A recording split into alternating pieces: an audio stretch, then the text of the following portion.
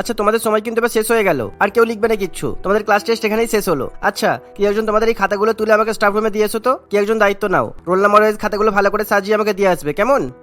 Sir, আমি দায়িত্ব নেব।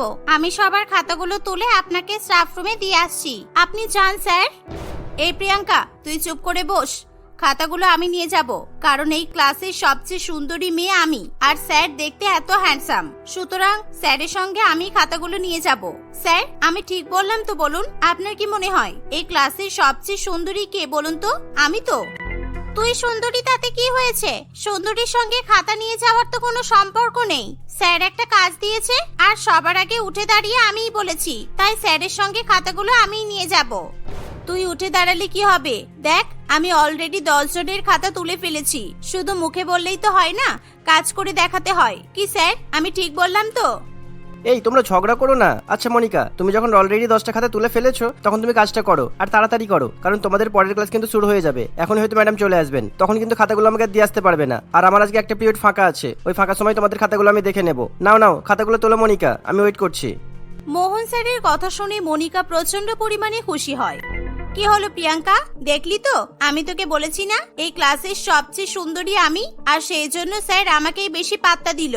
মোহন স্যার আমার ক্রাশ, তাই ভুল করেও তুই মোহন স্যারের দিকে তাকানোর চেষ্টা করবি না বলে দিলাম, কারণ স্যারের মতো হ্যান্ডসাম ছেলের সঙ্গে শুধুমাত্র আমাকেই মানায়। ছি, আমি তোর মতো বাজে নয়, বুঝেছিস? আমি স্যারকে শুধুমাত্র স্যারের চোখেই দেখি। আমি স্যারকে সম্মান করি, আর তুই স্যারকে নিজের ক্রাশ বলে মনে করছিস? দেখতে সুন্দর বলে জানি না তুই নিজেকে কি মনে করিস। তুই কি ভেবেছিস মোহন স্যারও তোকে পছন্দ করে? অবশ্যই স্যারও আমাকে পছন্দ করে, আর সেটা কেউ না বুঝতে পারলেও আমি খুব ভালো করে বুঝতে পারি। স্যার সবার সামনে সেটা দেখাতে চায় না। স্যারের মনে কি আছে সেটা আমি ভালো করেই জানি। সঙ্গীতা ম্যাডাম ক্লাসরুমের জানালায় দাঁড়িয়ে ক্লাস 12 এর এরকম দৃশ্য দেখতে থাকে। মোহন স্যার, মনিকা এবং প্রিয়াঙ্কা সকলের কথাগুলো শুনে সঙ্গীতা ম্যাডাম প্রচন্ড পরিমাণে রেগে যায়। আসলে সঙ্গীতা ম্যাডাম তাদের ক্লাস নিতে সেখানে আসে, কিন্তু মনিকার কথাগুলো শুনে সে প্রচন্ড পরিমাণে রেগে যাওয়ায় তখন আর সে ক্লাসে প্রবেশ করে না। তখনই সে মোহন স্যারের কাছে চলে যায়। মোহন, তোমার লজ্জা করছে না? তুমি ক্লাস 12 এ কি করছিলে? তুমি ওখানে পড়াতেই গিয়েছিলে তো, নাকি অন্য কিছু করতে গিয়েছিলে তুমি? মানে কি বলতে চাইছো তুমি? আমি একজন টিচার, আর টিচার হিসেবে আমাকে যেটা করা উচিত আমি তো সেটাই করি। আচ্ছা, তাহলে ক্লাস 12 এর ছাত্রী মনিকার সঙ্গে কি চলছে তোমার? তুমি একজন টিচার হয়ে স্কুল স্টুডেন্টের সঙ্গে এরকম আচরণ করতে পারো কিভাবে? তুমি জানো না তোমার সঙ্গে আমার বিয়ে ঠিক হয়ে আছে, আর মাত্র 6 মাস পরে আমাদের বিয়ে। এখনো বিয়ে হলো না, তার আগেই তুমি বাইরের মেয়েদের সঙ্গে 420 করে বেড়াচ্ছ, তাও আবার মেয়ে নয়, তোমার নিজের ছাত্রীর সঙ্গে। দেখো সঙ্গীতা, তুমি আমাকে পুরোপুরি ভুল ভাবছো। তুমি যে আমাকে এরকম ভাবে সন্দেহ করবে সেটা আমার ধারণার বাইরে ছিল। এই স্কুলের সকলেই আমার ছাত্রছাত্রী, আর সেরকমই মনিকাও আমার ছাত্রী। মনিকাকে আমি কখনোই খারাপ নজরে দেখি না। তবে হ্যাঁ, মনিকা যে আমাকে নিয়ে বাড়াবাড়ি করে সেটা আমিও বুঝতে পারি। মোহন স্যারের কথা শুনে সঙ্গীতা ম্যাডাম আর কিছু না বলেই সেখান থেকে চলে যায়। আসলে 1 বছর আগে মোহন স্যার এবং সঙ্গীতা ম্যাডামের বিয়ে ঠিক করা হয়। তারা দুজনেই একই স্কুলে চাকরিরত। মোহন স্যার টিচার হিসেবে একজন আদর্শ টিচার ছিল।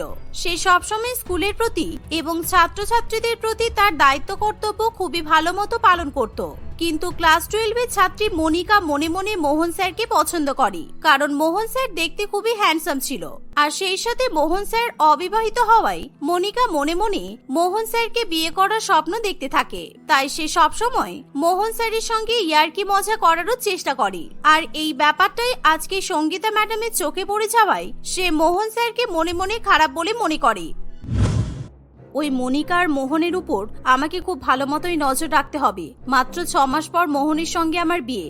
মোহন ভালো ছেলে কিনা অবশ্যই ওকে যাচাই করে তবেই আমি ওকে বিয়ে করব, না হলে বিয়ের পর আমার লাইফটা একেবারে হেল হয়ে যাবে। সঙ্গীতা ম্যাডাম সেদিন থেকেই মনিকা এবং মোহন স্যার দুজনের উপরই কড়া নজর রাখতে শুরু করে। যখনই মোহন স্যার ক্লাস 12 এর ছাত্রীদের ক্লাস নিতে যায়, তখনই সঙ্গীতা ম্যাডাম ক্লাসরুমে জানালা দিয়ে তাদের কথোপকথন শোনার চেষ্টা করে। একদিন, এই প্রিয়াঙ্কা, এখনো পর্যন্ত আমার ক্রাশ আসছে না কেন বলতো? আমি কখন থেকে আমার ক্রাশের জন্য অপেক্ষা করছি, কিন্তু এখনো পর্যন্ত ক্রাশের দেখাই পেলাম না। কি ব্যাপার বলতো? আজকে মোহন স্যারের ক্লাস নেই। স্যারকে নিয়ে স্বপ্ন দেখতে দেখতে তুই সবকিছুই ভুলে যাচ্ছিস। আমাদের যে রুটিন চেঞ্জ করা হয়েছে সেটাও তুই ভুলে গেছিস। এই শুনে মনিকা তার ব্যাগ থেকে তখনই একটা খাতা এবং পেন বের করে। আর সেই খাতা এবং পেন নিয়ে মনিকা তখনই স্টাফ রুমে চলে যায়। স্টাফ রুমে গিয়ে মনিকা দেখে যে মোহন স্যার এবং সঙ্গীতা ম্যাডাম পাশাপাশি বসে একে অপরের সঙ্গে টিফিন খেতে খেতে গল্প করছে। আর এটা দেখে মনিকার খুবই খারাপ লাগে, কারণ মনিকা এখনো পর্যন্ত জানে না যে মোহন স্যার এবং সঙ্গীতা ম্যাডামের বিয়ে ঠিক হয়ে গেছে। মোহন স্যার যখনই স্কুলে কোনো ছাত্রী বা স্কুলের ম্যাডামের সঙ্গে কথা বলে তখনই মনিকার প্রচন্ড পরিমাণে রাগ হয়। মনিকা তখনই মোহন স্যারের কাছে গিয়ে বলে, স্যার আমাকে প্লিজ একটু হেল্প করুন না স্যার, আমি ভীষণ প্রবলেমে পড়েছি, প্লিজ আমাকে হেল্প করুন। প্রবলেম? কিসের প্রবলেম? কি হেল্প করতে হবে বলো? দেখুন না স্যার, এই অঙ্কটা আমি কিছুতেই বুঝতে পারছি না। আমি এক সপ্তাহ ধরে এই অঙ্কটা সলভ করার চেষ্টা করছি, কিন্তু কিছুতেই এটা আমার মাথায় ঢুকছে না। আপনি প্লিজ অঙ্কটা আমাকে একবার বুঝিয়ে দিন না প্লিজ। কি এই এত সহজ অঙ্কটা তুমি করতে পারছো না? এই অঙ্কটা তোমাদের ক্লাসে কতবার করে বোঝানো হয়েছে বলো তো? খুবই সিম্পল একটা অঙ্ক। ঠিক আছে, আমি এখনই বুঝিয়ে দিচ্ছি, শোনো। না না স্যার, এখানে নয়, এখানে তো সবাই আছেন, টিচাররা সবাই আছেন। আপনি যদি এখন আমাকে অঙ্কটা বোঝান তাহলে বাকিরা তো বিরক্ত হতে পারে। আপনি বরং লাইব্রেরিতে বা অন্য কোনো একটা ফাঁকা ক্লাসরুমে চলুন, তাহলে আপনি আমাকে ভালো করে ওটা বোঝাতে পারবেন আর আমিও শান্তি করে অঙ্কটা বুঝে নিতে পারবো। মনিকার মুখে এমন কথা শুনে সঙ্গীতা ম্যাডাম প্রচন্ড পরিমাণে রেগে যায়, কিন্তু তবুও সঙ্গীতা ম্যাডাম সেই মুহূর্তে মনিকাকে কিছু বলতে চায় না। এমন পরিস্থিতিতে মোহন স্যারও কি করবে বুঝতে পারে না। সেখানে আরো অন্যান্য শিক্ষক শিক্ষিকারা উপস্থিত থাকায় মোহন স্যার নিজের কাজের প্রতি সততা দেখানোর জন্য মনিকাকে নিয়ে লাইব্রেরিতে চলে যায়। আর সেখানেই মোহন স্যার মনিকাকে অঙ্কটা বোঝাতে থাকে। অন্যদিকে সঙ্গীতা ম্যাডাম কিছুতেই শান্ত হয়ে স্টাফ রুমে বসে থাকতে পারে না। মেয়েটা ভীষণ বাজে মেয়ে, এইটুকু একটা বাচ্চা মেয়ে একদম সতীনের মতো কাজ করছে, গিয়ে দেখি তো ওরা কি করছে। এই বলে সঙ্গীতা ম্যাডামও লাইব্রেরিতে চলে যায়, কিন্তু সে মনিকা বা মোহন স্যার কাউকেই কিছু বলতে পারে না। তাই সে লাইব্রেরিতে দাঁড়িয়ে একটা বিশেষ বই খোঁজার জন্য নাটক করতে থাকে। আশা করছি অঙ্কটা তুমি বুঝতে পেরেছো, তোমার আর কোনো অসুবিধা নেই তো? না স্যার, কোনো অসুবিধা নেই। আপনি না ভীষণ ইন্টেলিজেন্ট, আপনি যেমনই হ্যান্ডসাম তেমনই ট্যালেন্টেড। আপনি এত ভালোবেসে বোঝাবেন আর আমি বুঝতে পারবো না তা কি করে হয়? আচ্ছা স্যার, আর একটা অঙ্ক আছে, এই যে এই অঙ্কটা একটু বুঝিয়ে দিন না স্যার।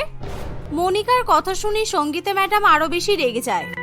সঙ্গীতা ম্যাডাম শুধুমাত্র ভালো সুযোগের অপেক্ষা করতে থাকে, যাতে করে সে মনিকাকে তার ভুলটা ধরিয়ে দিতে পারে। এরকম ভাবে আরো কিছুদিন কাটে। একদিন মনিকা মোহন স্যারকে দেখতে না পাওয়ায় সে সঙ্গীতা ম্যাডামের কাছে গিয়ে বলে, আচ্ছা ম্যাডাম, মোহন স্যার কোথায় আছে বলতে পারবেন? আমি সেই সকাল থেকে মোহন স্যারকে খুঁজে বেড়াচ্ছি, কিন্তু কোথাও তো ওনাকে দেখতে পাচ্ছি না আমি। কেন, আজকে আবার কোন অঙ্কটা বুঝতে পারছো না তুমি? তোমার কি অঙ্ক বিষয় ছাড়া আর কোনো বিষয়ে কোনো সমস্যা থাকে না? না ম্যাডাম, আজকে তো আমার কোনো সমস্যা নেই।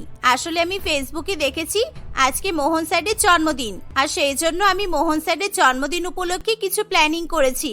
মোহন স্যারকে সারপ্রাইজ দেব বলে আমি তখন থেকে মোহন স্যারকে খুঁজে বেড়াচ্ছি।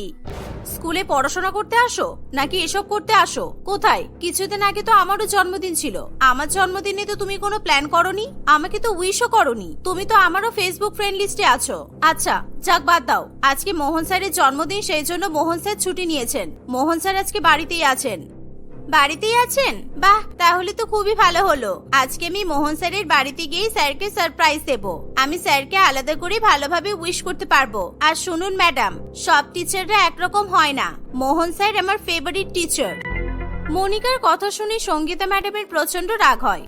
মনিকা তখনই তাদের স্কুলের প্রিন্সিপাল স্যারের কাছে যায় এবং শারীরিক অসুস্থতার নাটক করে স্কুল ছুটি নিয়ে নেয়। মোহন স্যারের বাড়িতে যাওয়ার আগে মনিকা মোহন স্যারের জন্য অনেক দামি দামি উপহার এবং অনেকগুলো ফুলের বুকে কিনে নেয়। উপহারগুলো নিয়ে মনিকা শেষ পর্যন্ত মোহন স্যারের বাড়িতে গিয়ে পৌঁছায়। দরজা খুলতেই মোহন স্যার মনিকাকে দাঁড়িয়ে থাকতে দেখে প্রচন্ড পরিমাণে অবাক হয়। Happy birthday sir, many many happy Returns of the day. এই দেখুন স্যার, আমি আপনার জন্য অনেক অনেক গিফট এনেছি। আশা করছি এগুলো আপনার খুবই পছন্দ হবে। আর আমি আপনার জন্য কেকও এনেছি। চলুন আমরা দুজনে মিলে আপনার বার্থডে সেলিব্রেট করি। আরে আরে, এসব কি করছো মনিকা? এগুলো করা শুধু শুধু কি দরকার ছিল? তুমি পড়াশোনা না করে অপ্রয়োজনীয় জিনিসের প্রতি এতটা নজর দাও কেন? আচ্ছা ঠিক আছে, আমাকে যখন উইশ করা হয়ে গেছে তুমি এই গিফটগুলো নিয়ে এখান থেকে চলে যাও। মনিকা স্যারের কোনো কথা না শুনে জোর করে মোহন স্যারের বাড়ির মধ্যে ঢুকে পড়ে। স্যার, আজকে আমি এখান থেকে কোনো মতেই যাব না। আজকে আপনার জন্মদিনে আমি আপনাকে একটা আরো বড় সারপ্রাইজ দিতে চাই। আসলে আজকে আমি আমার মনের কথা আপনাকে বলতে চাই। আমি আপনাকে ভীষণ পরিমাণে পছন্দ করি স্যার, আর আমি আপনাকে বিয়েও করতে চাই। আমি এটাও জানি আপনিও আমাকে পছন্দ করেন। আমার উচ্চ মাধ্যমিকের পরীক্ষা হয়ে গেলে আমি বাড়িতে আপনার ব্যাপারে বলবো। এই শুনে মোহন স্যার প্রচন্ড পরিমাণে মনিকার উপর রেগে যায়। তুমি কি পাগল হয়ে গেছো মনিকা? ভুলে যাও না তুমি একজন স্টুডেন্ট আর আমি তোমার টিচার। আমাকে সম্মান করা উচিত তোমার। সবে মাত্র তো ক্লাস 12-এ উঠেছো আর এখনই তোমার ডানা গজিয়ে গেছে। তুমি কি জানো তোমাদের সঙ্গীতা ম্যাডামের সঙ্গে আমার বিয়ে হবে? 2 বছর আগে থেকেই আমাদের বিয়ে ঠিক করা আছে আর 6 মাস পর আমাদের বিয়ে। এই কথা শুনে মনিকা প্রচন্ড পরিমাণে অবাক হয়। কি, আপনি সঙ্গীতা ম্যাডামকে বিয়ে করবেন? আমি তো ভাবতেও পারছি না আপনার পছন্দ এতটা খারাপ কিভাবে হতে পারে। আমার তো সঙ্গীতা ম্যাডামকে দেখে বুড়ি বলে মনে হয়। আপনার সঙ্গে সঙ্গীতা ম্যাডামকে কখনোই মানাবে না। আপনার পাশে শুধুমাত্র আমাকেই মানাবে। আর তাছাড়া এখনো তো আপনাদের বিয়েই হয়নি। আপনি সঙ্গীতা ম্যাডামকে ছেড়ে দিয়ে আমাকে বিয়ে করবেন, তাহলেই তো হয়ে যায়। তখনই সেখানে সঙ্গীতা ম্যাডাম এবং মনিকার বাবা মা চলে আসে। মনিকার মা মালতী দেবী কোনো কথা না বলে আগেই মনিকার গালে ঠাস করে একটা চড় মারে, আর তাদেরকে দেখে মনিকা প্রচন্ড পরিমাণে ভয় পেয়ে যায়। তাহলে আপনারা নিজের চোখে আপনাদের মেয়ের কীর্তিকলাপগুলো দেখে নিলেন তো? আপনাদের মেয়ে স্কুলে গিয়ে এসবই করে। আমি শুধুমাত্র সঠিক সুযোগের জন্য এতক্ষণ পর্যন্ত অপেক্ষা করছিলাম, আর আজকে আমি সেই সুযোগ পেয়ে প্রমাণ দেখানোর জন্য আপনাদেরকে এখানে ডেকে নিয়ে এসেছি। তোর জন্য আমাদের মান সম্মান সব শেষ হয়ে যাবে। বেয়াদব মেয়ে, স্কুলেতে তোকে পড়াশোনা করতে পাঠানো হয়েছে। তুই আজকে বাড়ি চল, ভালো মতো তোর ব্যবস্থা করতে হবে। এই বয়সে বিয়ে করার ভূত মাথায় চাপলো কি করে? এখনো পর্যন্ত নিজের শিক্ষককে সম্মান করতে শিখলি না? স্যার, ম্যাডাম, আমাদের মেয়েদের জন্য আমরা সত্যিই লজ্জিত। তাই আমাদের মেয়ের তরফ থেকে আমরা আপনাদের কাছে ক্ষমা চাইছি। প্লিজ আপনারা ক্ষমা করে দিন। এমন পরিস্থিতিতে মনিকা ভীষণ পরিমাণে লজ্জিত বোধ করে। সে তার ভুল বুঝতে পেরে খুবই কান্নাকাটিও করতে থাকে। মনিকাকে বাড়িতে নিয়ে যাওয়ার পরও তার বাবা মা তাকে প্রচন্ড পরিমাণে বকাবকি করে। শুধু তাই নয়, মনিকার বাবা মা মনিকার স্কুল পরিবর্তন করে দেয়। নতুন স্কুলে ভর্তি হয়ে মনিকা আবার নতুন করে মন দিয়ে পড়াশোনা করতে শুরু করে। এভাবে সে খুবই ভালো মেয়ের মতো এখন জীবনযাপন করতে থাকে। বাড়িতে বসে দিন দিন মোটা হাতি হয়ে যাচ্ছে বড় বৌমা।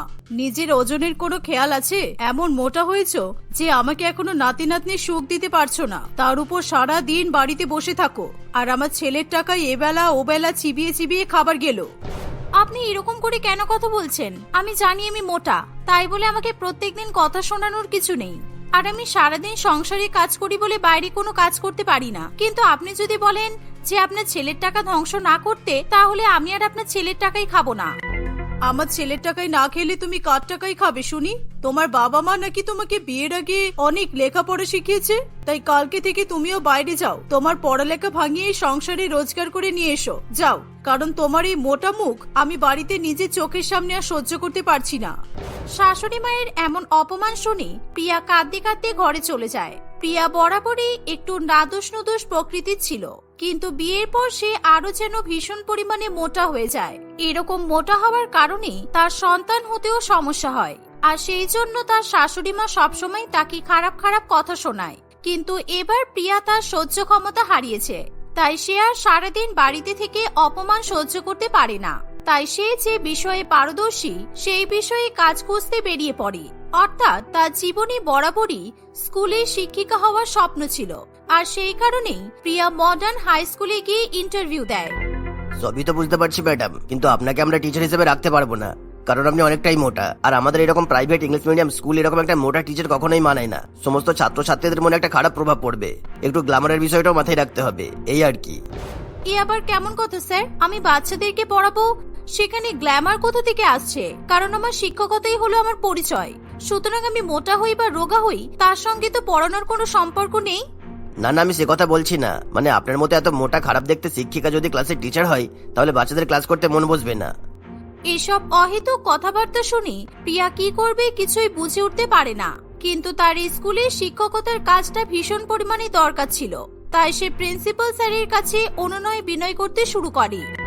স্যার প্লিজ, এই কাজটা আমার ভীষণ দরকার। আমি আপনাদেরকে কথা দিচ্ছি যে আমি বাচ্চাদের এত ভালো পড়াবো যাতে আমার মোটা শরীর ওদের পড়াশোনার পথে কোনো বাধা হয়ে না দাঁড়াতে পারে। এই আপনি কি করছেন? না না, আপনাকে আমার পায়ে পড়তে হবে না। ঠিক আছে, আপনি যখন এত করে বলছেন তাহলে আমি আপনাকে ক্লাস টিচার হিসেবে রাখতে পারি। তবে আমি আপনাকে অন্যান্য শিক্ষকদের তুলনায় কম মাইনে দেবো, তাতে আপনি রাজি তো? প্রিন্সিপাল স্যারের এমন কথা শুনে প্রিয়া আর কোনো রকমের কিন্তু করে না।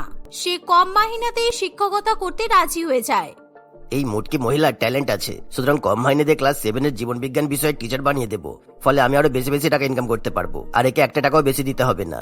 প্রিন্সিপালের এমন অভিসন্ধি বোঝা সত্ত্বেও প্রিয়ার কিছু করার থাকে না। পরের দিন সকালবেলা মোটা প্রিয়া সংসারের সমস্ত কাজ করে দৌড়ে দৌড়ে কোনো মতে স্কুলে গিয়ে পৌঁছায়। ইতিমধ্যে ক্লাসের ফার্স্ট বেল পড়ে যায়। ইস, প্রথম দিনে আমি লেট হয়ে গেলাম। এরকম দৌড়ে দৌড়ে স্কুলে আসতে গিয়ে আমি হাঁপিয়ে গেছি। হাই কপাল, মনে হচ্ছে এক্ষুনি আমার শরীর থেকে প্রাণটা বেরিয়ে যাবে। এভাবে কর্মক্লান্ত অবস্থায় প্রিয়া তার ক্লাস খুঁজতে শুরু করে দেয়। কিন্তু মডার্ন হাই স্কুল অনেক বড় হওয়ায় আর সেই স্কুলের মধ্যে অনেকগুলো ক্লাস থাকায় সে কিছুতেই নিজের ক্লাসরুম খুঁজে পায় না। ঠিক এমন সময় স্কুলের কেয়ারটেকার রত্না স্কুলের বারান্দা দিয়ে হেঁটে যায়, আর তখনই তার চোখ পড়ে প্রিয়ার উপর। বাবা, এই টুনটুনি মাসিটা কে? মনে পড়েছে, প্রিন্সিপাল দাদাবাবু বলেছিল আমার কাজের সহায়তার জন্য একটা নতুন মাসি রাখবে। আমার মনে হয় এই মোটাটা স্কুলের মাসি হিসেবেই জয়েন করেছে। কিন্তু এরকম করে ঘুরে বেড়াচ্ছে কেন? যাই, ভালো করে গিয়ে ধমক দিয়ে আসি। এই বলে রত্না রাগী মুখে প্রিয়ার সামনে গিয়ে দাঁড়ায়। এই মুটকি টুনটুনি মাসি, তুমি এখানে কি করছো? প্রথম দিন কাজে এসে ফাঁকি দেওয়ার চেষ্টা করছো? যাও গিয়ে স্কুলের বাথরুম পরিষ্কার করো, কারণ এরপরে যখন বাচ্চারা বাথরুমে যেতে চাইবে তখন কিন্তু বাথরুম আরো নোংরা হয়ে যাবে। এইসব কি ফালতু কথা বলছো তুমি? আর আমি মুটকি টুনটুনি মাসি নই, আমি ক্লাস 7 এর ক্লাস টিচার। নতুন শিক্ষিকা হয়ে স্কুলে জয়েন করেছি, কিন্তু প্রথম দিনে আমি নিজের ক্লাসরুম খুঁজে পাচ্ছি না বলে এদিক ওদিক ঘুরে বেড়াচ্ছি। প্রিয়ার কথা শুনে রত্না ভীষণ পরিমাণে ভয় পেয়ে যায়, কারণ এখন যদি প্রিয়া ম্যাডাম প্রিন্সিপাল স্যারের কাছে গিয়ে রত্নার নামে অভিযোগ করে তাহলে রত্নার কাজটাই চলে যাবে। ভুল হয়ে গেছে ম্যাডাম, আমি বুঝতে পারিনি। আর ক্লাস 7 এর ক্লাস ঘরটা 2 তলায়, আপনি 2 তলাতে চলে যান, একেবারে সিঁড়ির মুখে আপনার ক্লাসরুমটা দেখতে পাবেন। আচ্ছা, ধন্যবাদ, এবার যাও তুমি।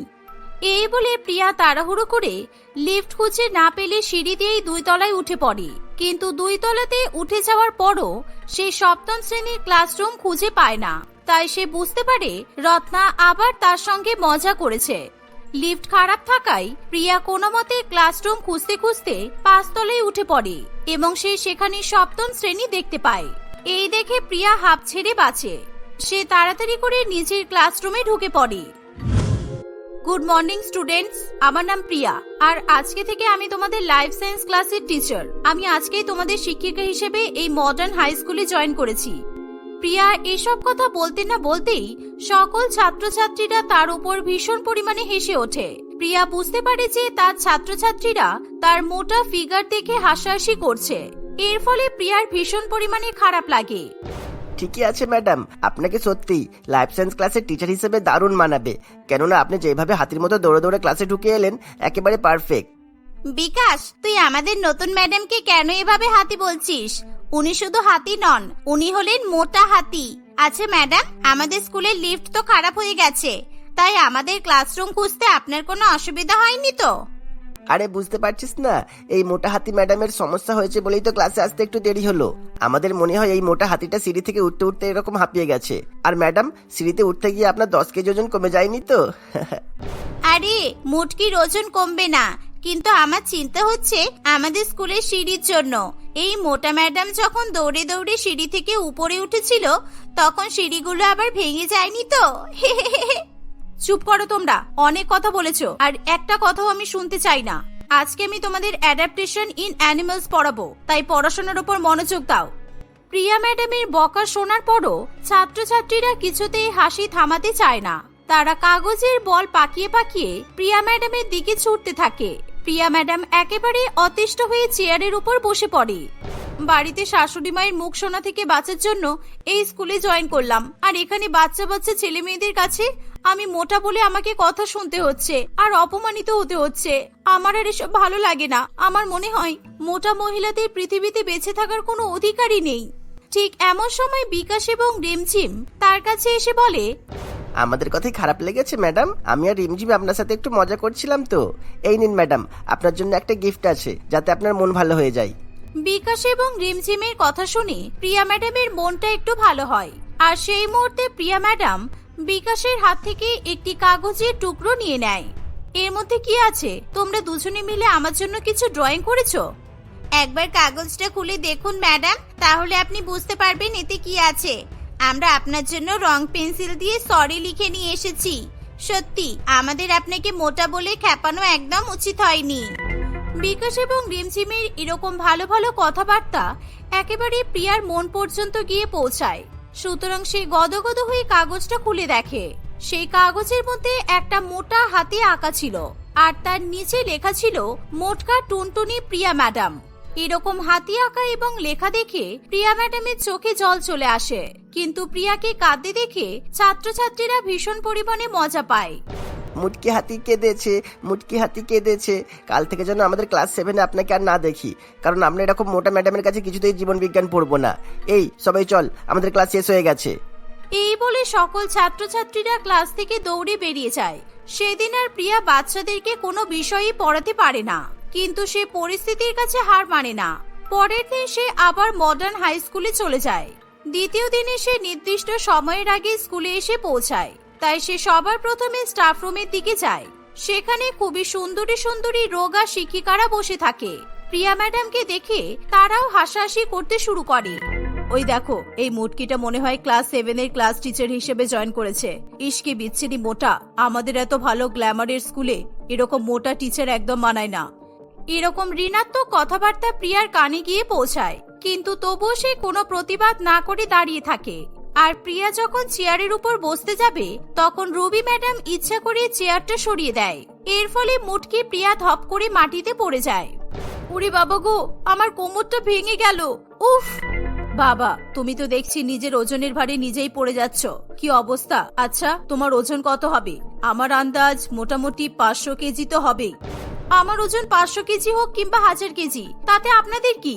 আমার মোটা ওজন নিয়ে আমি যথেষ্ট কমফোর্টেবল। আর আমি ভালো করেই জানি যে আপনি ইচ্ছা করেই আমার বসার চেয়ারটাকে সরিয়ে দিয়েছেন। মনে রাখবেন, আপনিও এই স্কুলের টিচার আর আমিও এই স্কুলের টিচার। আপনাকে দেখে মনে হচ্ছে যেন বাঁশের কাঠির গায়ে একটা শাড়ি জড়ানো।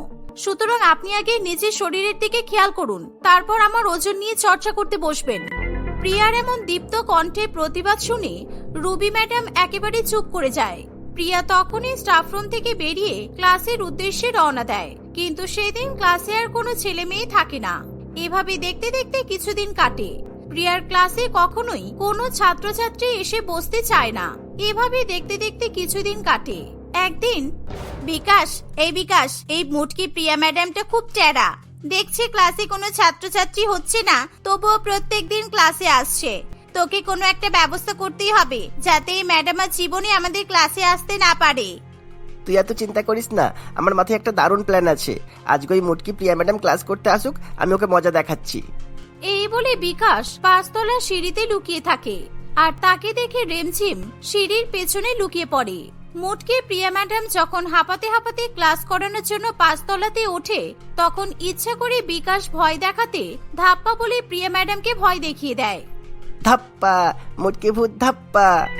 রিমঝিম বিকাশকে অনুসরণ করে, ফলে প্রিয়া ম্যাডাম ভীষণ পরিমাণে ভয় পেয়ে যায়। সে নিজের ওজন সামলাতে না পেরে সিঁড়ি থেকে হুড়মুড় করে নিচের দিকে পড়ে যায়। আর সেই মুহূর্তে প্রিয়া ম্যাডাম মাথা ফেটে অজ্ঞান হয়ে পড়ে। কিন্তু এই দৃশ্য দেখে বিকাশ এবং রিমঝিম দুজনেই ভীষণ পরিমাণে ভয় পেয়ে যায়। তাই তারা দৌড়ে সেখান থেকে পালায়। এই ঘটনা জানাজানি হয়ে গেলে সবাই মিলে প্রিয়া ম্যাডামকে ধরে নিকটবর্তী হাসপাতালে ভর্তি করে, আর সেই সাথে তার পরিবারের সকলকে জানিয়ে দেয়। আমি ওনার কপালের অপারেশন করে সেলাই করে দিয়েছি, আর মাথায় ব্যান্ডেজ বেঁধেও দিয়েছি। আর সিঁড়ি থেকে পড়ে যাওয়ার ফলে প্রিয়ার পা মুচকে গেছে, তাই ওনাকে এখন 2 মাস বেড রেস্টে থাকতে হবে। কিছুক্ষণের মধ্যে প্রিয়ার জ্ঞান ফিরে আসে, কিন্তু বিকাশ এবং রিমঝিম মনে মনে ভাবে যে প্রিয়া ম্যাডাম প্রিন্সিপাল স্যারের কাছে তাদের নামে অভিযোগ করবে, আর তাদের দুজনকে হয়তো স্কুল থেকে পুরোপুরিভাবে তাড়িয়ে দেওয়া হবে। কিন্তু তাদের প্রিয়া ম্যাডাম একেবারেই সেটা করে না।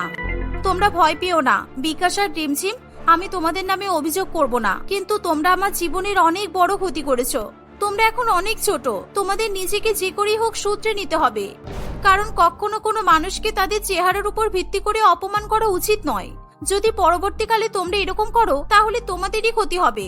কারণ আমি ভালো বলে তোমাদেরকে কোনো শাস্তি দিচ্ছি না, কিন্তু সব শিক্ষিকারা আমার মতো ভালো নয়। আমায় ক্ষমা করে দেবেন ম্যাডাম, আমরা আর কখনো এরকম ভুল করব না। এরপর থেকে আমরা প্রত্যেক ছাত্রছাত্রীরা আপনার ক্লাস করব। আপনি খুব ভালো ম্যাডাম, আপনি আমাদেরকে ক্ষমা করে দেবেন। এভাবে 2 মাসের মধ্যে প্রিয়া ম্যাডাম আবার আগের মতো সুস্থ হয়ে স্কুলে জয়েন করে। এখন আর তার সঙ্গে কখনো কোনো স্কুলের কর্তৃপক্ষ কিংবা ছাত্রছাত্রীরা কোনো রকমের খারাপ ব্যবহার করে না। তাকে কখনো নিজের মোটা ফিগারের জন্য খারাপ কথা শুনতে হয় না। এভাবে প্রিয়া ম্যাডাম হাসি খুশি তার শিক্ষকতার জীবন কাটাতে থাকে।